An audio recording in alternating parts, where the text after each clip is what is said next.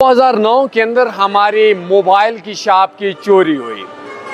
किस्मत ऐसी कि खानबेग नाम का आईजी पंजाब गुजरा, उसका ताल्लुक भी ज़िला चकवाल की तहसील लावा से था और हमारी चोरी भी उधर हुई।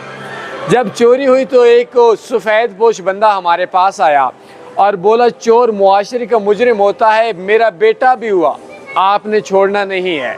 खुदा का करना ऐसा हुआ, उसी सफ़ेद पोश के हमसाया चोर निकल आया, पकड़ा गया और वही सफ़ेद पोश उसका सफारशी। हम सुलह के लिए मानने को तैयार नहीं, तो उन सफ़ेद पोशों ने आईजी खानबेग को फ़ोन किया और बोला हमारे बच्चों को पुलिस ने उठा लिया, सफारिश कर दें। तो आईजी ने बोला किस केस में? तो उन्होंने बोला चोरी के केस में। तो आईजी खानबेग बोला चोर मुआशरे का मुजरिम होता है, मैं कभी भी सफारिश नहीं करूँगा। तो हमारे बात कहने का मकसद